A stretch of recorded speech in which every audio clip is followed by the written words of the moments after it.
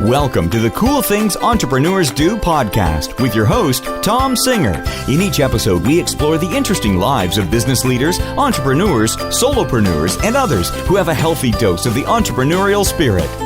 It is time to explore something cool. Now, here is your host, Tom Singer. Hey, and welcome to another episode of Cool Things Entrepreneurs Do. Thank you so much for pulling your chair up to the cool kids table.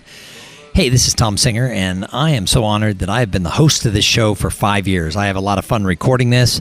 This episode is actually going to post a little bit late.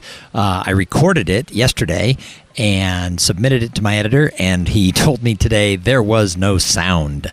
So I was busy. I was emceeing a conference in San Diego for a couple of days, and I really didn't have the opportunity to go back and re-record. So I'm in the airport waiting to board my flight back to Austin, and I thought now would be as good as any of a time to re-record episode 488. So I started this show 5 years ago with the intent that maybe I'd do about 50 episodes. I thought I would do some interviews because I know one thing is true, and that is success leaves clues.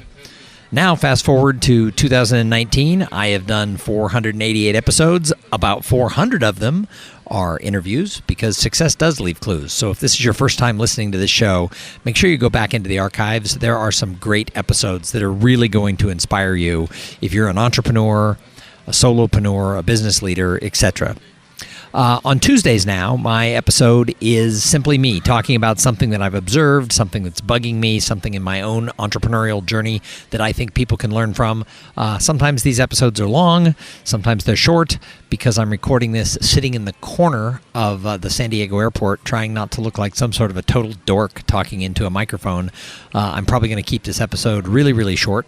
But what I want to talk about today is the importance of finding ways to help other people. I realize that we live in a world where we are so busy, and if you're an entrepreneur, especially if you're working for yourself, maybe you're working by yourself, it's really easy to get caught up in trying to get stuff done, especially if you're not making like ungodly, unlimited amounts of money. I've decided that, they say money can't buy happiness, but I'm pretty sure it could rent me more of it.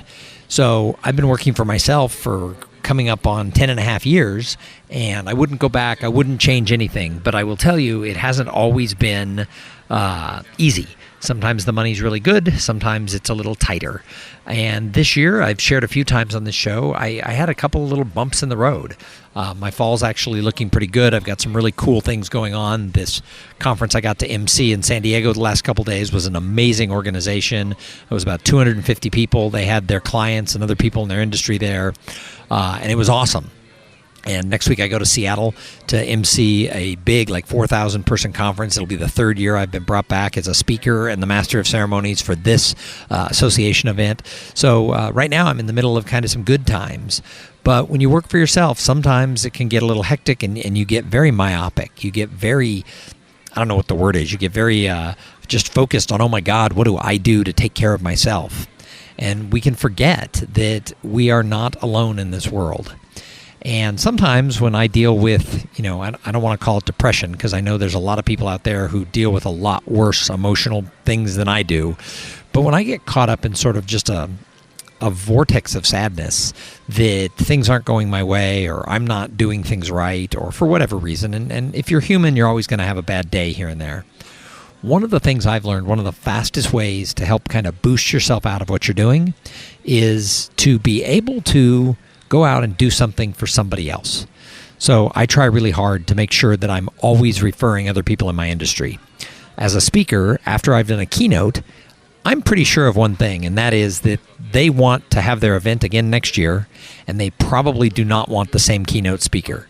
So one of the things that I do is I make myself available as a resource for all my clients. And so probably, several times a month, I am actually referring and making introductions to my clients, to some of my friends who are professional speakers.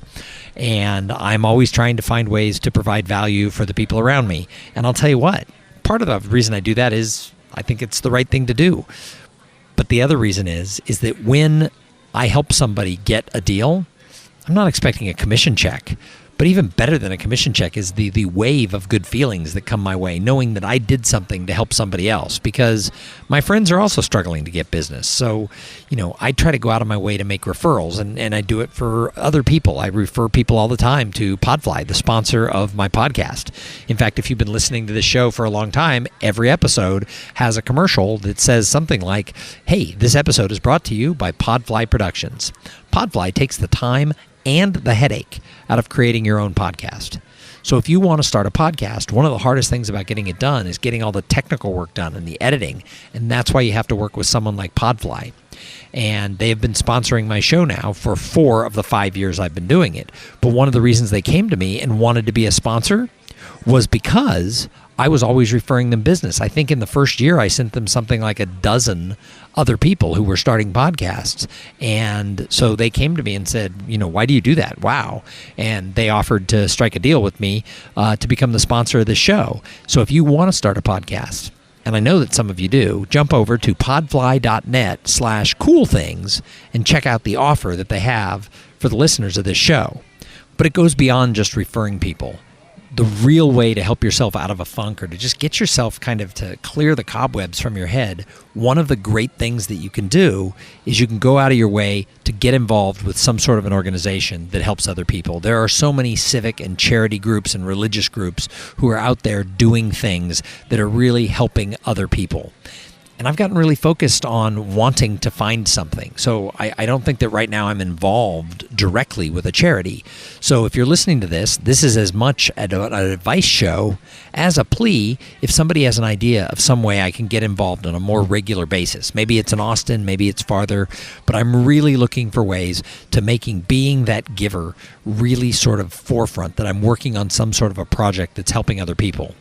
Now, we started the charity that we support, the Kate Singer Endowment for Craniofacial Surgery, and when I'm able to make donations to that or raise some money for them, which are 2 funds, one at Children's Hospital of Austin and one at the Children's Hospital of San Diego, when I'm able to raise money that helps them with their research for kids born with craniofacial abnormalities, that too makes me feel good. But that's something that my family just does. It's not sort of a formal program, so I am looking for that. But even the little things.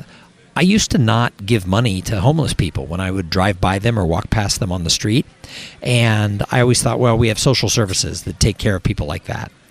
But recently, in trying to deal with just wanting to feel better, I found that when I pass somebody, if I just give them $1, which I can afford to do, and I look them in the eye and I wish them well, it's amazing the smile that comes across people's face. And sometimes you have a conversation.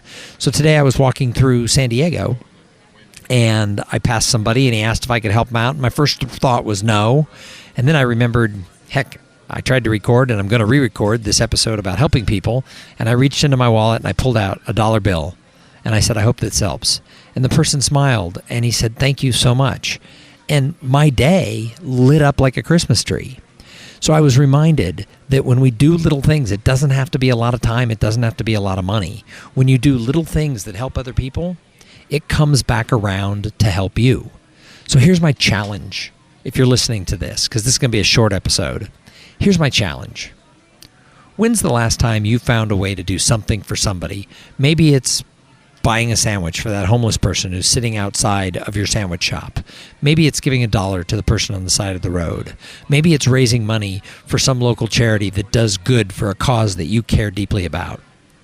Remember that we do not live in a silo. You cannot do it alone. So you got to find your way. We do not live in a silo. You can't do it alone. And so if you're ever feeling overwhelmed and like the world has put the weight of everything onto your shoulders, go out of your way to find a way to help somebody else. Another great way to do this, and we talk about this a lot on this podcast, is go and mentor somebody.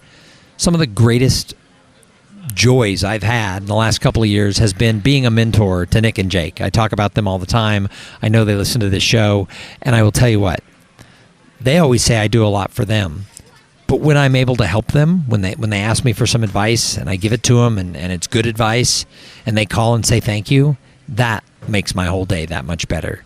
There are so many ways that you can find to go out and serve your fellow man, and that's the purpose of this episode. I just wanted to do a quick episode that reminds people who are entrepreneurs not to get just focused on making money, not to get just focused on growing your business, but to find a way that you can go out and do something to help somebody else. Thanks for listening to this short 11-minute episode. If you found it at all enjoyable, let me know. Drop me a note at tom@tomsinger.com. Go on to Twitter @CoolPodcast or any of the social medias. It's Tom, THOM, @tomsinger.com.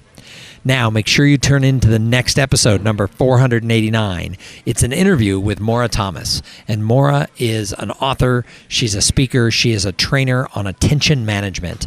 And we sit down and have a face-to-face interview talking about her brand new book that we'll release in September called Attention Management. And you're going to want to make sure that you listen to that episode because it's awesome. And that'll be coming out probably by the time you listen to this episode. That one will be right on its heels. All right. Thank you so much for tuning in. I say it every time. If it wasn't for the audience, we wouldn't have a show. Sorry for the rushed episode while I sit in the middle of an airport, but sometimes in order to get the job done, you've just got to figure out where a quiet corner is, take out your recorder, and look like some sort of a goofball talking into a microphone. All right, everybody. Thanks. We'll be back with another episode in just a couple days. In the meantime, go out and try something new. And while you're at it, have a great day. Thank you for being part of the Cool Things Entrepreneurs Do podcast. Without your participation and listening to these conversations, there is no show. Connect with Tom at tomsinger.com and follow him on Twitter at tomsinger.